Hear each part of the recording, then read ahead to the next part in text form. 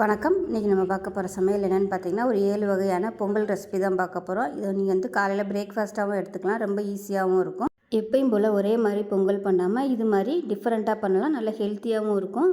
பொங்கல் பிடிக்காதவங்களுக்கு கூட இது மாதிரி செஞ்சு கொடுத்தீங்கன்னா நல்லா விரும்பி சாப்பிடுவாங்க. வாங்க இந்த 7 வகையான பொங்கல் ரெசிபி எப்படி செய்யலாங்கிறத பார்க்கலாம். இப்போ ஒரு குக்கர் எடுத்துக்கலாம்.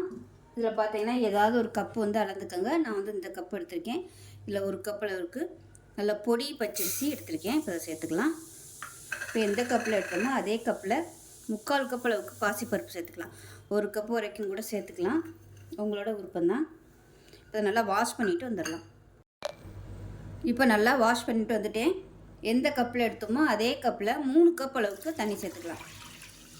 அரிசிக்கு 3 கப்பு, பாசிப்பருப்புக்கு 3 கப்பு தண்ணி.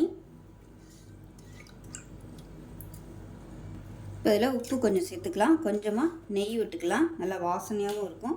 பொங்கியும் ஊற்றாது. 1 டீஸ்பூன் போல் நெய் சேர்த்துக்கலாம். இப்போ குக்கரை மூடி வச்சுட்டு நல்லா ஒரு 6 விசில் விட்டுட்டு ஸ்டீம் போனதுக்கப்புறம் பார்க்கலாம். இப்போ ஒரு கடாயை எடுத்துக்கலாம். கொஞ்சமாக எண்ணெய் விட்டுக்கலாம். இப்போ இதில் 1/4 டீஸ்பூன் போல் மிளகு, 1/4 டீஸ்பூன் போல் சீரகம் சேர்த்துக்கலாம். இப்போ இது நல்லா பொரியுது. 1 கப் அளவுக்கு கருவேப்பிலை சேர்த்துக்கலாம். எந்த கப்பில் எடுத்தீங்களோ அதே கப்பில் 1 கப் அளவுக்கு கருவேப்பிலை சேர்த்துக்கோங்க. இப்போ பாருங்கள், கருவேப்பிலை நல்லா மொறுன்னு வந்துருச்சு. கேஸ் அமர்த்திட்டு மிக்ஸி ஜாரில் சேர்த்துட்டு பொடிச்சிக்கலாம். தண்ணி ஊற்ற வேணாம். இப்போ இது நல்லா ஆறட்டும். ஆறுனதுக்கப்புறம் பவுடர் மாதிரி அரைச்சிட்டு பார்க்கலாம். இப்போ பொங்கல் எப்படி இருக்குன்னு பார்க்கலாம். பாருங்கள், நல்லா சூப்பராக வந்துருச்சு. இது வந்து நல்லா மசிச்சு விட்டுக்கலாம்.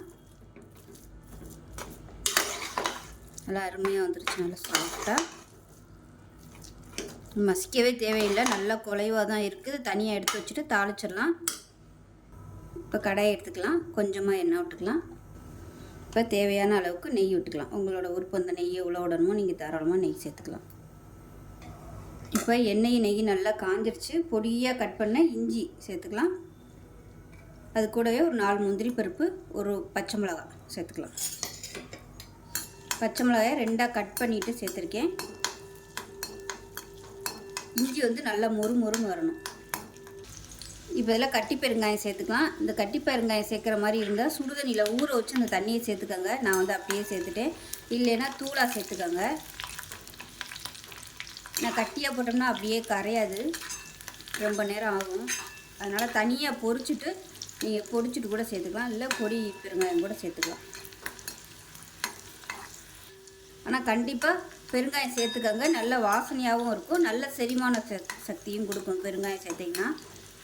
இப்போ பாருங்கள், எல்லாமே நல்லா மொறுன்னு வந்துருச்சு. இந்த ஸ்டேஜில் நம்ம பொடிச்சு வச்சுருக்கிற இந்த கருவேப்பிலை பொடியை சேர்த்துக்கலாம். மீடியமான ஃப்ளேமில் நல்லா பொரிய விட்டுக்கலாம். இப்போ இதில் கொஞ்சமாக தண்ணி விட்டுக்கலாம்.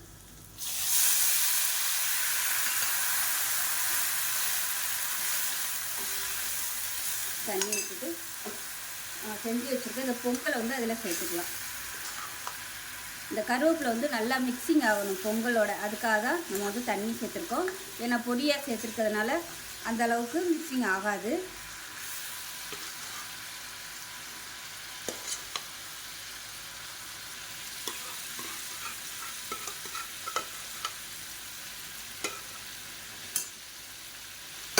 இப்போ அதை நல்லா கலந்து விட்டுக்கலாம்.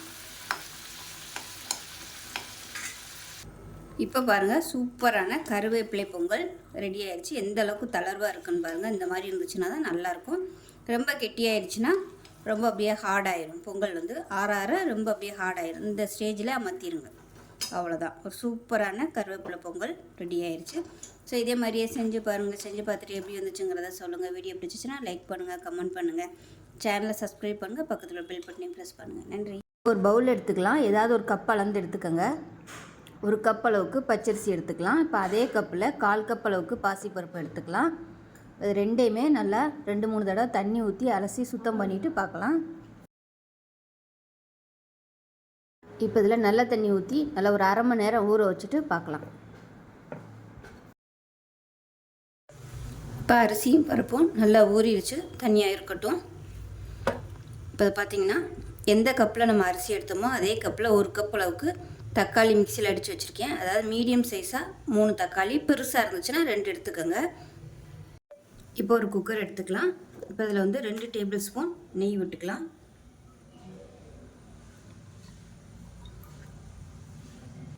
இப்போ இதில் 2 டேபிள் ஸ்பூன் ரீஃபைண்ட் ஆயில் சேர்த்துக்கலாம்.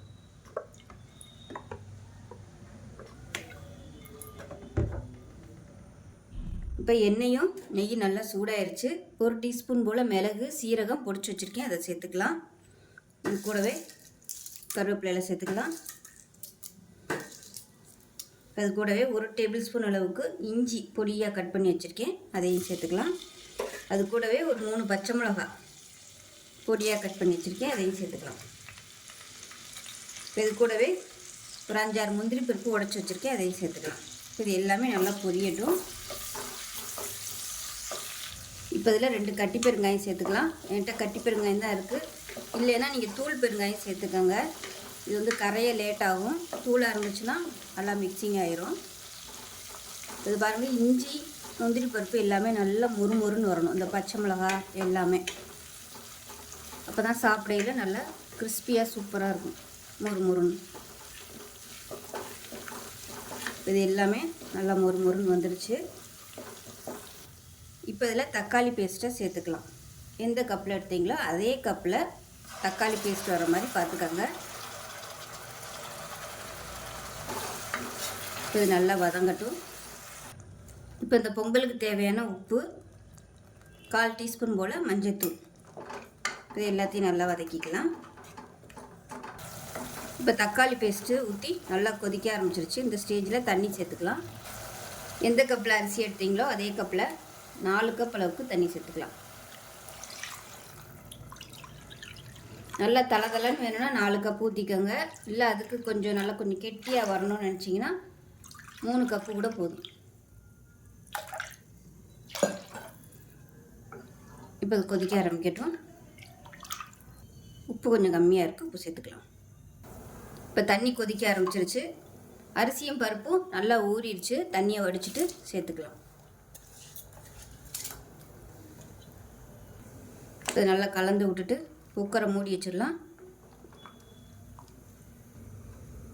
குக்கரை மூடிட்டு நல்லா ஒரு 5 விசில் விட்டுட்டு ஸ்டீம் போனதுக்கப்புறம் பார்க்கலாம். இப்போ விசில் விட்டு ஸ்டீம்லாம் நல்லா இறங்கிடுச்சு, எப்படி இருக்குன்னு பார்க்கலாம். பாருங்கள், நல்லா அருமையாக சூப்பராக வந்துருச்சு. வாசனையே பார்த்திங்கன்னா வீடு முழுக்க அது வாசனை தான். வேணும்னா இது வந்து நல்லா அப்படியே மசிச்சு விட்டுக்கோங்க சூடோட. சூப்பராக இருக்கும். தேங்காய் சட்னியோடு வச்சு சாப்பிட்டிங்கன்னா அட்டகாசமாக இருக்கும்.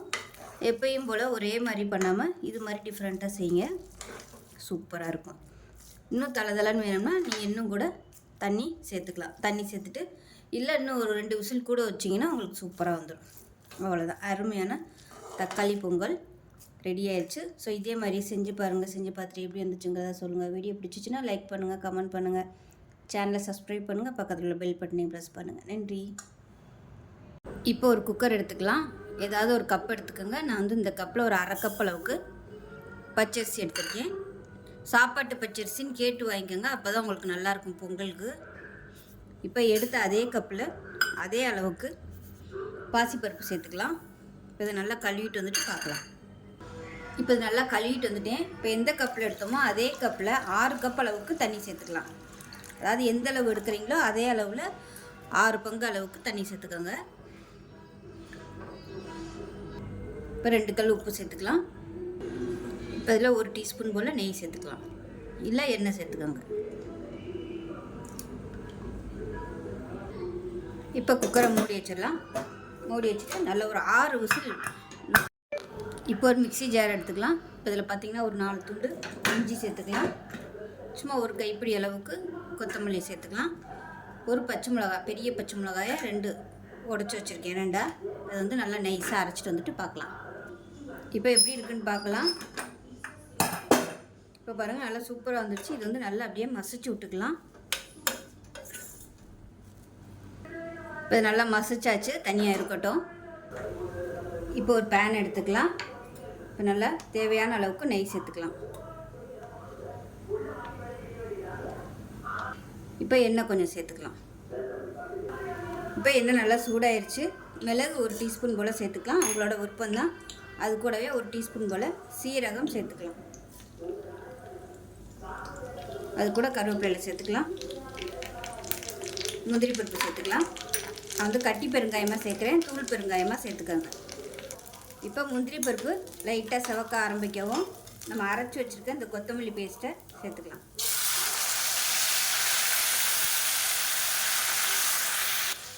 இப்போ லைட்டாக ஒரு கொதி வரவும், ரொம்பலாம் கொதிக்க விடணும்னு அவசியம் இல்லை. ரொம்ப கொதிக்க விட்டோம்னா அந்த ஃப்ளேவர் போயிடும். நம்ம வச்சுருக்கிற அந்த பொங்கலை அதில் சேர்த்துக்கலாம்.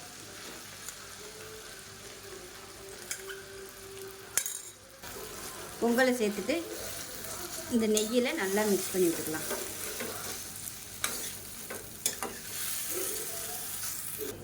இப்போ நல்லா மிக்ஸ் பண்ணி விட்டாச்சு. அவ்வளோதான், பாருங்கள் எவ்வளோ சிம்பிளான மல்லி பொங்கல் ரெடி ஆயிடுச்சு. சூப்பராக இருக்கும். தேங்காய் சட்னியோடு வச்சு சாப்பிட்றதுக்கு அட்டகாசமாக இருக்கும். மல்லி பொங்கல் ரெடி ஆயிடுச்சு. தேங்காய் சட்னியோடு வச்சு சாப்பிட்றதுக்கு அட்டகாசமாக இருக்கும். செஞ்சு பாருங்கள். செஞ்சு பார்த்துட்டு எப்படி வந்துச்சுங்கிறத சொல்லுங்கள். வீடியோ பிடிச்சிச்சுன்னா லைக் பண்ணுங்கள், கமெண்ட் பண்ணுங்கள், சேனலை சப்ஸ்கிரைப் பண்ணுங்கள், பக்கத்தில் பெல் பட்டனை ப்ரெஸ் பண்ணுங்கள். நன்றி. இப்போ ஒரு பவுல் எடுத்துக்கலாம். மெஷரிங் கப்பில் ஏதாவது ஒரு கப் எடுத்துக்கோங்க. நான் வந்து இந்த கப் எடுத்திருக்கேன். இதில் 1 கப் அளவுக்கு பச்சரிசி எடுத்திருக்கேன். இது வந்து 2-3 தடவை கழுவிட்டு வந்துட்டு பார்க்கலாம். இப்போ அதை தண்ணி ஊற்றி நல்லா ஒரு 10 நிமிஷம் ஊற வச்சுக்கலாம். இப்போ பாருங்கள், அரிசி நல்லா ஊறிடுச்சு. இதை வந்து குக்கரில் மாற்றிக்கலாம். இப்போ எந்த கப்பில் அரிசி எடுத்தோமோ அதே கப்பில் நான் வந்து ஒரு 3/4 கப் அளவுக்கு எடுத்திருக்கேன் பாசிப்பருப்பு. இது வந்து நீங்கள் 1 கப் அளவும் எடுத்துக்கலாம், 3/4 கப் அளவுக்கும் எடுத்துக்கலாம், உங்களோட விருப்பம் தான். இப்போ இதையும் கழுவிட்டு வந்துட்டு பார்க்கலாம். இப்போ ஒரு குக்கர் எடுத்துக்கலாம். கழுவுன பருப்பையும் அரிசியையும் ஒரு குக்கரில் சேர்த்துக்கலாம். இப்போ நம்ம எந்த கப்பில் எடுத்தோமோ அதே கப்பில் 6 கப் அளவுக்கு தண்ணி சேர்த்துக்கலாம். அரிசிக்கு 3, பருப்புக்கு ஒரு 3 டம்ளர் தண்ணி, மொத்தம் வந்து 6 டம்ளர் தண்ணி ஊற்றிக்கலாம். இப்போ இந்த கப்பில் தான் அரிசி பருப்பு எடுத்தேன். இப்போ இதே கப்பில் ஒரு 1/2 கப் அளவுக்கு பால் சேர்த்துக்கலாம். பால் சேர்த்திங்கன்னா டேஸ்ட்டு நல்லாயிருக்கும். இப்போ இதில் கொஞ்சமாக நெய் விட்டுக்கலாம். வாசனையாகவும் இருக்கும், அதே சமயம் பொங்கி ஊற்றாமையும் இருக்கும். நான் வந்து எப்போயும் எண்ணெய் தான் விடுவேன். இப்போ நம்ம வந்து பொங்கல் பண்ணுறதுனால நெய் விட்டோம்னா அந்த ஃப்ளேவர் நல்லாயிருக்கும் பொங்கலுக்கு. இப்போ இதில் ஒரு 2 உப்புக்கள் சேர்த்துக்கலாம். சேர்த்துட்டு குக்கரை மூடி வச்சிடலாம். மூடி வச்சுட்டு நல்லா ஒரு 6 விசில் விட்டுட்டு ஸ்டீம் போனதுக்கப்புறம் பார்க்கலாம். இப்போ பொங்கல் எப்படி இருக்குன்னு பார்க்கலாம். விசில் விட்டு நல்லா ஒரு 10 நிமிஷத்துக்கு மேலே ஆயிடுச்சு. பாருங்கள், சூப்பராக வந்திருக்கு. நல்லா குழைவாக சூப்பராக இருக்குது. சாதமும் நல்லா அப்படியே மசிஞ்சிருச்சு பாருங்கள். கையில் எடுத்து பார்த்திங்கன்னா உங்களுக்கு நல்லா அப்படியே மசிஞ்சு சூப்பராக வந்துருச்சு. ஸோ இந்த மாதிரி தான் இருக்கணும். இப்போ நம்ம நெய்யும் எண்ணெயும் கலந்து தாளித்து உடையில் சூப்பராக இருக்கும். நம்ம தாளிப்பு கொடுத்துக்கலாம். இப்போ வந்து கரெக்டான தண்ணி அளவு வச்சு விசில் வச்சனால நல்லா அதுவே மசிஞ்சு சூப்பராக வந்துருச்சு. அப்படி இல்லைன்னா கரண்டியை வச்சு நல்லா மசிச்சு விட்டுருக்காங்க. இப்போ இது எனக்கு வந்து கரெக்டாக இருக்குது. இப்போ தாளிக்கிற பேன் எடுத்துக்கலாம். ஒரு 2 டேபிள் ஸ்பூன் ரீஃபைண்ட் ஆயில் சேர்த்துக்கலாம். இப்போ இதில் நெய் சேர்த்துக்கலாம். நெய் வந்து உங்களோட விருப்பம் தான், எவ்வளோ நாளும் சேர்த்துக்கலாம். நான் வந்து ஒரு 3 டீஸ்பூன் அளவுக்கு நெய் சேர்க்குறேன். இப்போ நெய் நல்லா சூடாயிருச்சு. இப்போ வந்து 1 டீஸ்பூன் போல் மிளகு சேர்த்துக்கலாம். மிளகு வந்து தட்டிட்டு சேர்க்குறனாலும் சேர்த்துக்கோங்க. ஃபஸ்ட்டு மிளகு சேர்த்துக்கோங்க, அது நல்லா கொஞ்சம் பொரியறதுக்கு லேட் ஆகும். அதுக்கப்புறமா சீரகம் சேர்த்துக்கலாம். சீரகம் சீக்கிரமாகவே பொரிஞ்சிடும். நல்லா ஒரு 1/2 டேபிள் ஸ்பூன் அளவுக்கு பொடியாக கட் பண்ண இஞ்சி. இப்போ இந்த மிளகும் இஞ்சியும் நல்லா முறுமுறுன்னு வரணும்.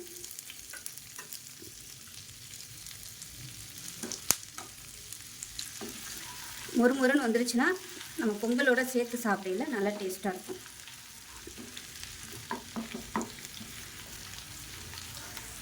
இப்போ இதில் 2 பச்சை மிளகாயை நல்லா கட் பண்ணிவிட்டு சேர்த்துக்கோங்க, இல்லைன்னா வெடிக்கும்.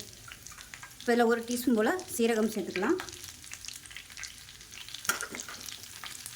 அடுப்பு வந்து ஃபுல்லாக நான் குறைச்சி தான் வச்சுருக்கிறேன். இதில் 1 கைப்பிடி அளவுக்கு முந்திரி பருப்பு சேர்த்துக்கலாம்.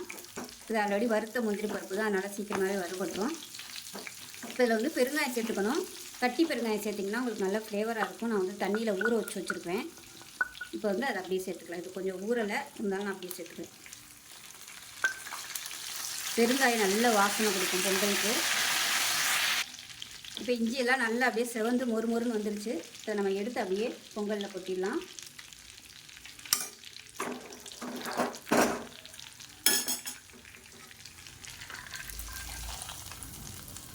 சூப்பரான பொங்கல் ரெடி ஆயிடுச்சு.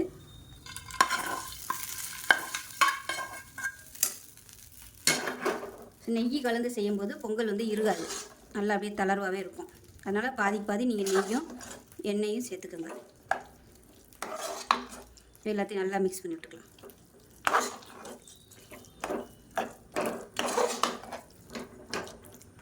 இப்போ இதில் விருப்பப்பட்ட மேலாப்பில் நெய் சேர்த்துக்கோங்க, உங்களோட விருப்பம் தான். லாஸ்ட்டாக அந்த மாதிரி சேர்க்கும்போது இன்னும் நல்லா ஃப்ளேவராக இருக்கும். ஸோ தேங்காய் சட்னி, சாம்பார், இந்த கொச்சு வச்சு சாப்பிடல சூப்பராக இருக்கும். இப்போ ஒரு குக்கர் எடுத்துக்கலாம். நல்லா ஒரு 3 டேபிள் ஸ்பூன் அளவுக்கு எண்ணெய் விட்டுக்கலாம். இப்போ எண்ணெய் நல்லா சூடாகிடுச்சு. 1 டீஸ்பூன் போல் கடுகு சேர்த்துக்கலாம்.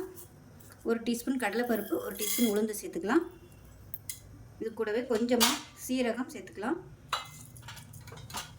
இது கூடவே கட்டி பெருங்காயம் சின்னதாக 2 சேர்த்துக்கலாம். கருவேப்பிலையில் சேர்த்துக்கலாம். இப்போ பாருங்கள் எல்லாமே நல்லா பொரியுது. ஒரு கைப்பிடி அளவுக்கு பெரிய வெங்காயம் பொடியாக கட் பண்ணதை சேர்த்துக்கலாம். அது கூடவே ஒரு பச்சை மிளகாய், 2 பச்சை மிளகாயும் சேர்த்துக்கலாம்.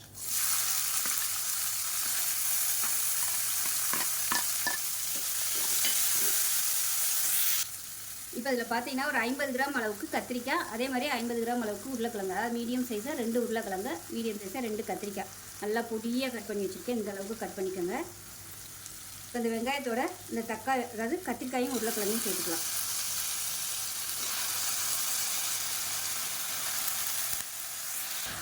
இப்போ கொஞ்சமாக உப்பு சேர்த்துக்கலாம். சேர்த்துட்டு மீடியம் சைஸாக 2 தக்காளி பொடியாக கட் பண்ணி வச்சுருக்கேன், அதையும் சேர்த்துக்கலாம். இப்போ எல்லாத்தையும் நல்லா வதக்கியாச்சு. 1 டேபிள் ஸ்பூன் அளவுக்கு சாம்பார் தூள் சேர்த்துக்கலாம். 1/2 டேபிள் ஸ்பூன் தனியாத்தூள், 1/4 டேபிள் ஸ்பூன் மிளகாத்தூள், 1/4 டேபிள் ஸ்பூன் மஞ்சள்தூள். இது எல்லாத்தையும் நல்லா வதக்கிக்கலாம்.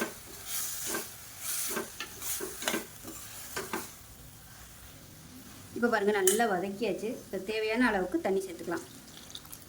திக்னஸ் பார்த்துட்டு தண்ணி சேர்த்துக்கோங்க. அவ்வளோதான். இப்போ நல்லா கலந்து விட்டுட்டு குக்கரை மூடி வச்சிடலாம். உப்பு டேஸ்ட் பண்ணி பார்த்துட்டு பத்தலைன்னா சேர்த்துக்கோங்க. இப்போ குக்கரை மூடிட்டு நல்லா ஒரு 5 விசில் விட்டுட்டு ஸ்டீம் போனதுக்கப்புறம் பார்க்கலாம். இப்போ ஸ்டீம் போயிடுச்சு, எப்படி இருக்குன்னு பார்க்கலாம். இப்போ இதை மேஷர் வச்சு நல்லா அப்படியே மசிச்சு விட்டுக்கலாம். ஒரு சிலர் பாசிப்பருப்பு போட்டு பண்ணுவாங்க. நான் வந்து இன்றைக்கி எதுவுமே போடலை, வெறும் அந்த கத்திரிக்காய் உருளைக்கிழங்கு மசிச்சு விட்டோம்னாலே நல்லா ஒரு டேஸ்ட்டு கொடுக்கும். ஏன்னா நம்ம பொங்கல்லையும் பாசிப்பருப்பு போட்டிருக்கோம், அதனால் இதுலேயும் பாசிப்பருப்பு போட்டு இதுனோம்னா அது ஒரு மாதிரியே இருக்கும். அதனால் இதை வந்து நான் ப்ளைனாக வச்சுருக்கேன். விருப்பம் இருந்தால் ஒரு கைப்பிடி அளவுக்கு நீங்கள் பாசிப்பருப்பு கூட போட்டுக்கலாம்.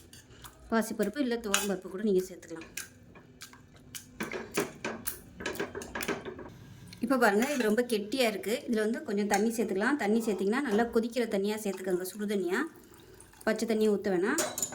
இது வந்து கொஞ்சம் கொதி வரட்டும். இதில் உப்பு கொஞ்சம் கம்மியாக இருக்குது, உப்பு சேர்த்துக்கலாம். கொத்து இப்போ நல்லா கொதிச்சிருச்சு. இப்போ மேலாப்பில் கொத்தமல்லியில் சேர்த்துக்கலாம். அவ்வளோதான், அமர்த்திடலாம். சூப்பரான பொங்கலுக்கு தொட்டுக்க கொத்து ரெடி ஆயிடுச்சு. ஆறுச்சுன்னா நல்லா கெட்டியாக வந்துடும்.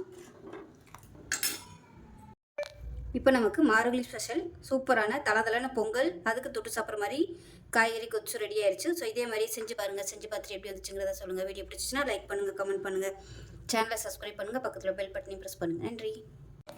ஒரு மிக்ஸி ஜார் எடுத்துக்கலாம். இதில் பார்த்தீங்கன்னா மீடியம் சைஸாக 2 தக்காளி சேர்த்துக்கலாம். இது கூடவே ஒரு 5 துண்டு இஞ்சி சேர்த்துக்கலாம். சின்னதாக 2 துண்டு பட்டை, 2 கிராம்பு சேர்த்துக்கலாம்.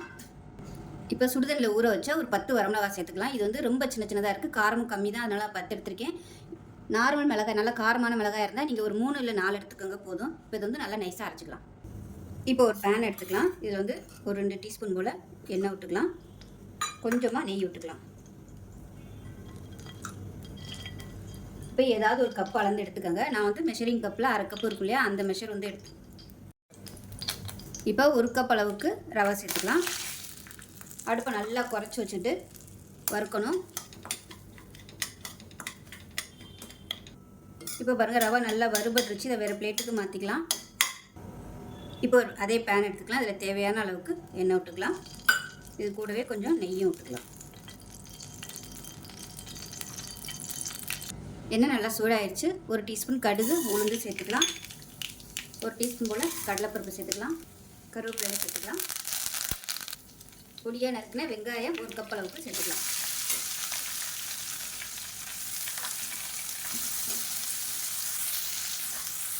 கால் டீஸ்பூன் மஞ்சள்தூள் சேர்த்துக்கலாம். உப்பு கொஞ்சமாக சேர்த்துக்கலாம். இப்போ இதில் 1 கைப்பிடி கேரட்டு, 1 கைப்பிடி பட்டாணி, 1 கைப்பிடி பீன்ஸ் இது எல்லாத்தையும் சேர்த்துக்கலாம். கொஞ்சம் கொஞ்சம் சேர்த்திங்கன்னா போதும். இப்போ இது கூடவே உடச்ச முந்திரி பருப்பையும் சேர்த்துக்கலாம். இப்போ காய்கறி எல்லாத்தையும் சேர்த்து நல்லா வதக்கியாச்சு.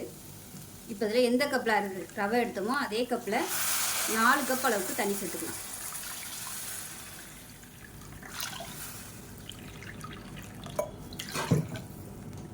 இந்த தண்ணி நல்லா கொதிக்க ஆரம்பிக்கட்டும்.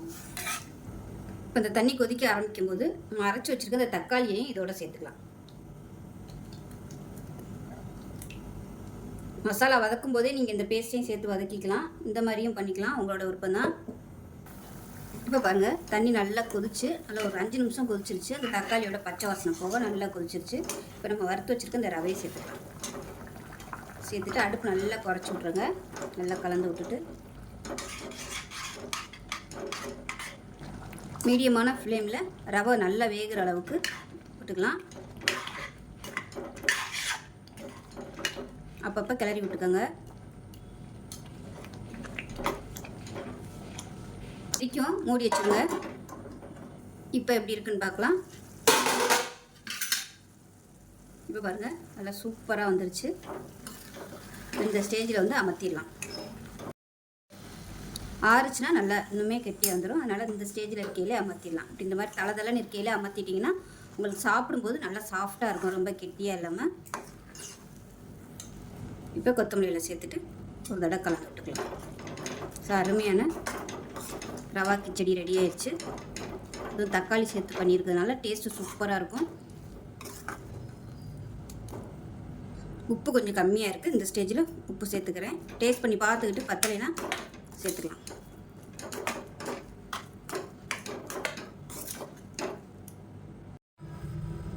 இப்போ பாருங்கள், அருமையான ரவா கிச்சடி ரெடி ஆயிடுச்சு. தேங்காய் சட்னியோட வச்சு சாப்பிட்றதுக்கு சூப்பராக இருக்கும்.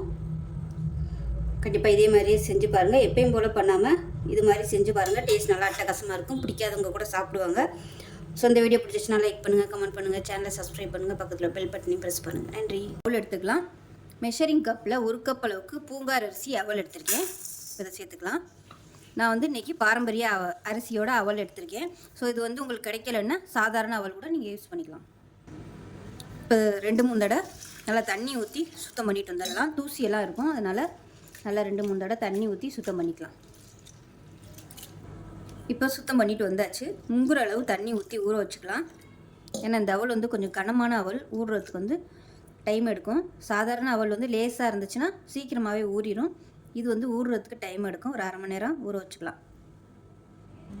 இப்போ ஒரு குக்கர் எடுத்துக்கலாம். மெஷரிங் கப்பில் 1/4 கப் அளவுக்கு பாசிப்பருப்பு எடுத்திருக்கேன். இப்போ இது வாசனை வர்ற அளவுக்கு வறுத்து விட்டுக்கலாம். இப்போ பாசிப்பருப்பு நல்லா வாசனை வர ஆரம்பிச்சிருச்சு. இப்போ கேஸ் அமர்த்திட்டு ஆறுனதுக்கப்புறம் நல்லா சுத்தம் பண்ணிட்டு வந்துட்டு பார்க்கலாம். இப்போ பாசிப்பருப்பு நல்லா 2-3 தடவை கழுவிட்டேன். இப்போ குக்கரில் சேர்த்துக்கலாம். இப்போ இதில் தண்ணி சேர்த்துக்கலாம். ஒரு கப் அளவுக்கு தண்ணி ஊற்றுனீங்கன்னா போதும். நல்லா கலந்து விட்டுட்டு கொஞ்சமாக ஒரு 2 சொட்டு எண்ணெய் விட்டுக்கலாம். விட்டுட்டு குக்கரை மூடி வச்சிடலாம். குக்கரை மூடிட்டு ஒரு 3 விசில் விட்டுட்டு ஸ்டீம் போனதுக்கப்புறம் பார்க்கலாம். இப்போ ஒரு பேன் எடுத்துக்கலாம். நல்லா ஒரு 2 டேபிள் ஸ்பூன் நெய் சேர்த்துக்கலாம். இப்போ நெய் நல்லா சூடாயிடுச்சு. அடுப்பு குறைச்சி வச்சுட்டு அதில் ஒரு 2 டேபிள் ஸ்பூன் அளவுக்கு துருவன தேங்காய் எடுத்திருக்கேன். நீங்கள் பல்லுப்பெல்லாம் நறுக்கிறதுனாலும் நறுக்கி சேர்த்துக்கலாம். இப்போ மீடியமான ஃப்ளேமில் இதை வறுத்துக்கலாம். இது கூடவே ஒரு கை அளவுக்கு முந்திரி பருப்பு, திராட்சையும் சேர்த்துக்கலாம். இது நல்லா செவந்து வரட்டும். இப்போ எல்லாமே நல்லா செவந்துருச்சு. கேஸ் அமர்த்திட்டு இதை வேறு பிளேட்டுக்கு மாற்றிக்கலாம். இப்போ ஒரு கடாய் எடுத்துக்கலாம். மெஷரிங் கப்பில் 1 கப் அளவுக்கு நாட்டு சக்கரை எடுத்துருக்கேன். இது சுத்தமான நாட்டு சக்கரை. நீங்கள் வெள்ளை எடுக்கிறதா இருந்தால் சுத்தம் பண்ணிவிட்டு சேர்த்துக்கோங்க. இதில் வந்து 1.5 கப் அளவுக்கு தண்ணி சேர்த்துக்கலாம். வெள்ளமாக இருந்துச்சுன்னா 1.5 கப் அளவுக்கு தண்ணி ஊற்றி வடிகட்டிட்டு சேர்த்துக்கணும். இப்போ 1.5 கப் அளவுக்கு தண்ணி சேர்த்துக்கலாம். இப்போ வெள்ளைப்பாகு நல்லா கொதிக்க ஆரம்பிச்சிருச்சு. வேக வச்சு வச்சுருக்க அந்த பாசிப்பருப்பை சேர்த்துக்கலாம்.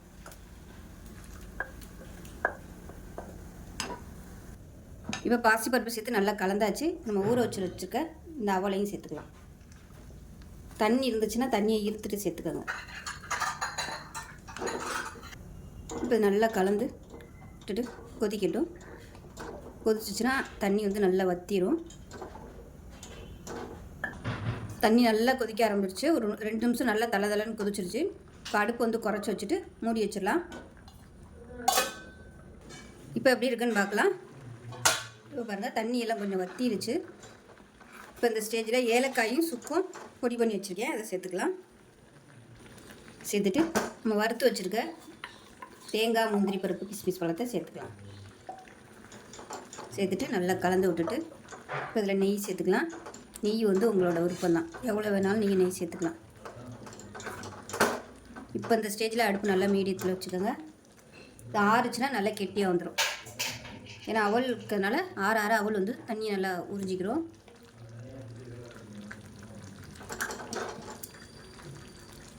அவ்வளோதான், நல்லா கலந்து விட்டுட்டோம்னா சூப்பரான அவல் சக்கரை பொங்கல் ரெடி ஆயிடுச்சு. நல்லா ஹெல்த்தியான ஒரு அவல் சக்கரை பொங்கல், அதுவும் பூங்கார் அரிசியில் சூப்பராக பண்ணியிருக்கோம். நார்மல் அவலாக இருந்தால் இந்த அளவுக்கு டைம் எடுக்காது.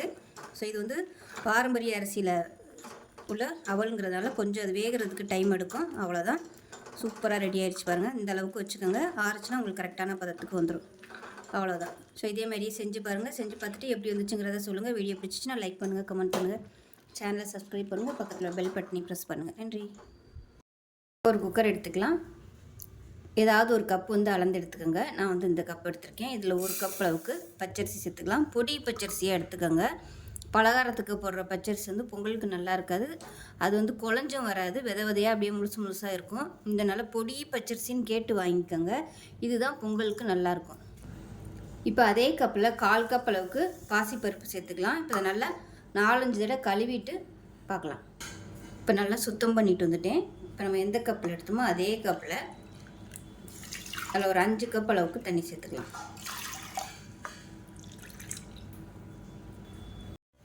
இப்போ இதில் எந்த கப்பில் எடுத்தோமோ அதே கப்பில் 1/2 கப் அளவுக்கு பால் சேர்த்துக்கலாம். நான் வந்து கம்மியாக தான் சேர்த்துருக்கேன், கூட சேர்க்குறதுனாலும் நெய் சேர்த்துக்கலாம். இப்போ இதில் நல்லா 1 ஸ்பூன் அளவுக்கு நெய் சேர்த்துக்கலாம். இப்போ குக்கரை மூடி வச்சுட்டு நல்லா ஒரு 5 விசில் விட்டுட்டு பார்க்கலாம். இப்போ ஸ்டீம் விட்டு இப்போ ஸ்டீம் எல்லாம் போயிடுச்சு. எப்படி இருக்குன்னு பார்க்கலாம். இப்போ பாருங்கள், இந்த மாதிரி தான் இருக்கும். நல்லா சாஃப்டாக இருக்குது. இப்போ அதை நல்லா மசிச்சு விட்டுக்கலாம்.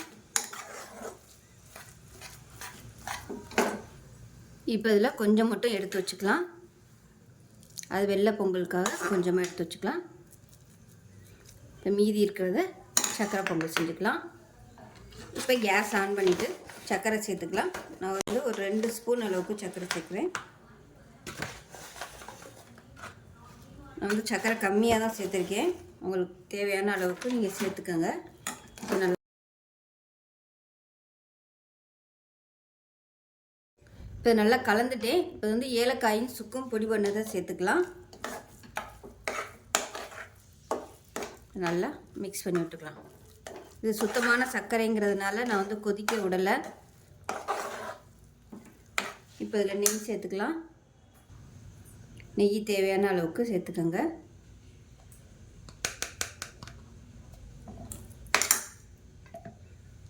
அவ்வளோதான், அருமையான சக்கரை பொங்கல் ரெடி ஆயிடுச்சு. இப்போ இதில் வந்து நெய், முந்திரி பருப்பு தாளிச்சதை சேர்த்துக்கலாம்.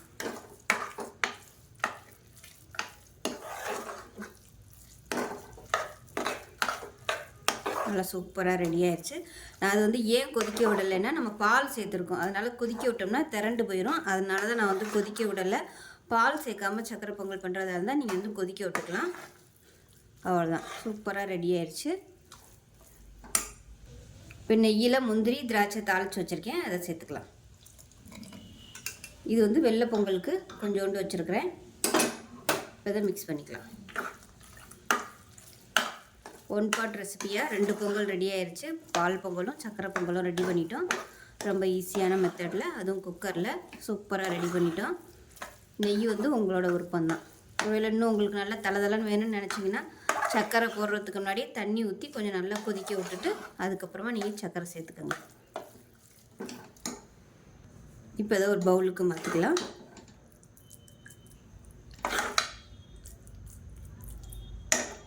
இப்போ பாருங்கள் சக்கரை பொங்கல் ரெடி ஆயிடுச்சு. இப்போ இதில் வந்து பால் பொங்கலில் நெய், முந்திரி பருப்பு, கிஸ்மிஸ் தாளிச்சிக்கலாம். இது வந்து ஆப்ஷனல் தான். அவ்வளோதான். ஸோ 2 விதமான பொங்கல் ரெடி ஆயிடுச்சு. ஸோ இதே மாதிரியே செஞ்சு பாருங்கள். செஞ்சு பார்த்துட்டு எப்படி வந்துச்சுங்கிறத சொல்லுங்கள். வீடியோ பிடிச்சிச்சுன்னா லைக் பண்ணுங்கள், கமெண்ட் பண்ணுங்கள், சேனலை சப்ஸ்கிரைப் பண்ணுங்கள், பக்கத்தில் பெல் பட்டனையும் ப்ரெஸ் பண்ணுங்கள். நன்றி.